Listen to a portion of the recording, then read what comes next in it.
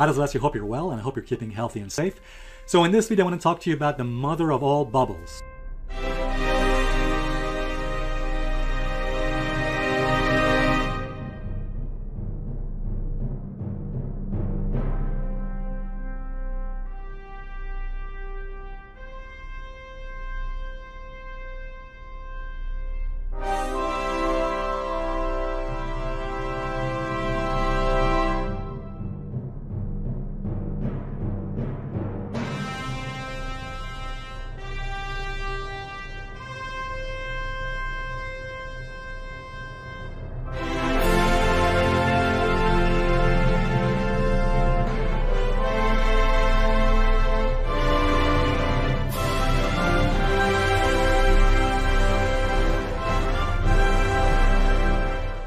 Now, if you recall our previous videos, you know what I'm talking about. Yes, guys, I'm talking about the biggest bubble we've seen over the last few years, probably the last decade, which has been the property market, the real estate market, and the bubble which is bursting. If you take a look at this particular chart, I mentioned this to you in my previous videos, that we've seen bubbles in several countries in the property markets. We saw in the last few years bubbles in Vancouver, in Munich, London, of course, also states in America as well.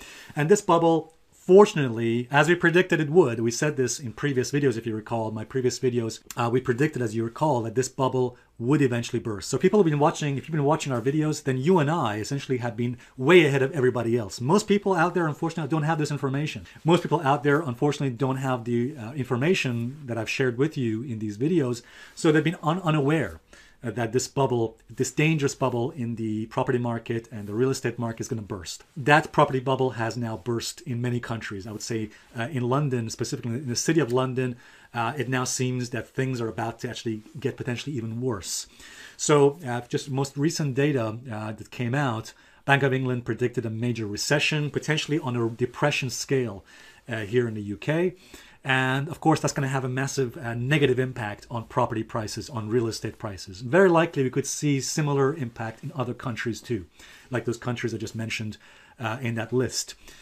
So, you know, in my previous videos, I explained why this recession could happen. I mean, here's the thing, guys. Our viewers, the viewers of this channel, you and I have been prepared for this recession. If you've been watching our videos since last year, probably over a year ago, in fact, we showed this chart of the inverted yield curve. The inverted yield curve was warning over a year ago that, in fact, we could be heading towards a recession. By the way, some people are confused by this. I think, hang on a second. Are you saying to us that over a year ago, people knew this virus was going to happen? No, guys. I think people are misunderstanding the point.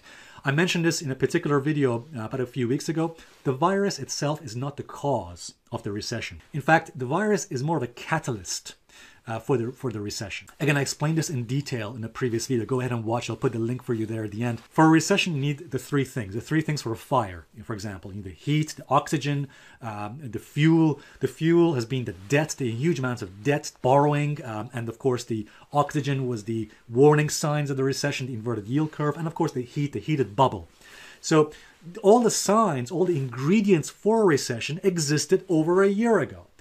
What you need, however, is a catalyst. The catalyst was, of course, the virus. In previous occasions, we've had catalysts, like, for example, in 2001, the catalyst for that recession 20 years ago was the 9/11 attacks, okay, the events of September 11th.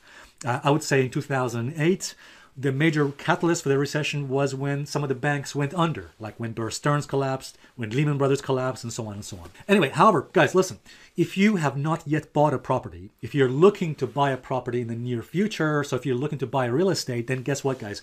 This recession is going to become a major opportunity. It's going to become a buyer's market. A buyer's market is where essentially buyers, people looking to buy like you and me, will find amazing deals, amazing bargains, potentially. I'm hoping. I mean, I could be wrong about this. Maybe nothing will happen, but I think that very likely we could see those amazing bargains in property prices.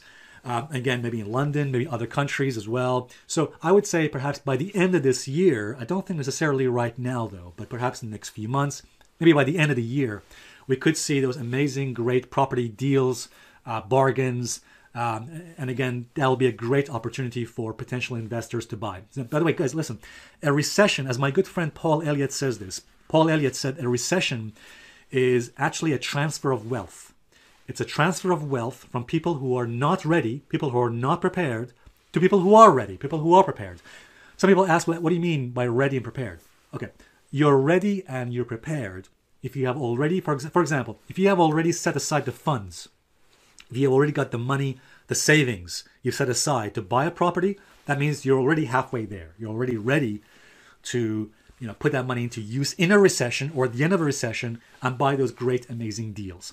The second thing is you need to have the right education. You have the right investment mindset and education. So it doesn't make any sense to just put that money into anything. You need to do your research. You need to know exactly what you're buying so you're not buying something that's overvalued. By the way, guys, let me say this, that if you're looking for a course, an educational course on property investing or real estate investing, one of the best courses out there, one of the best educational courses out there is by my good friend Paul Elliott. The link is right there if you want to go ahead and check it out. Paul explains the strategies and how you can find some great deals out there, and also how you can avoid major mistakes in property investing. So make sure you check it out. The other thing I was going to say to you, by the way, guys, is this, that now actually would be a good time to get in contact with your real estate agent or your property estate agent.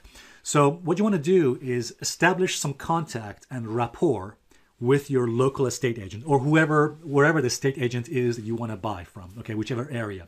So establish relationships right now. Why? Because eventually down the line, when you find the right property, okay, then you can actually go to that estate agent and do some kind of deal. I would say, right now, if you're looking to buy a property, let's say in the near future, establish a relationship with your estate agent, your realtor, and also tell him, look, say to him, if a property comes up on the market from a motivated seller, from a seller who is desperate to sell, a motivated seller, by the way, guys, is someone who, for him or her, time is much more important than making money. So remember, guys, motivated sellers are not your ordinary seller. They're people who are desperate to sell because for them, it's not so much about making profit, it's about time. The longer the time passes, the more it's becoming more dangerous for them. These could be people, for example, in divorce cases or people with financial issues. So these people don't have a lot of time on their hands. By the way, let me just say this. Some people say, well, isn't it immoral or unethical to buy from someone who is desperate to sell? I would respectfully say no. I don't think it's unethical. Let me explain to you. Because when someone is trying to sell something quickly, that person is faced with a serious problem. Okay. Now that person wants someone to solve their problems for them. That person is a buyer. That would be you. So if you're going to that seller and you're saying, okay, I want to buy your property from you, you're essentially doing them a favor. You're helping them. As Paul says, we're trying to solve a problem for them. So, it's a win-win. Most of the time, it's a win-win. Not only are we trying to help them by solving their problem, so we buy a property from them, but also we're buying the property we want at the price we want.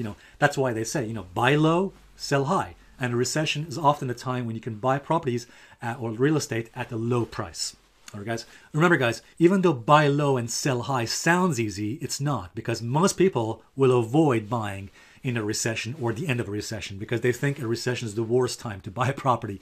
But there it is. Anyway, guys, by the way, make sure, before you buy a property or real estate, make sure you do your research, make sure you've done your homework, and again, make sure you check out Paul's educational course on property investing as well. All right, guys, I hope this video has helped. If it has, please give it a thumbs up, and also look forward to seeing you guys in the next video update. Cheers, guys. Bye now.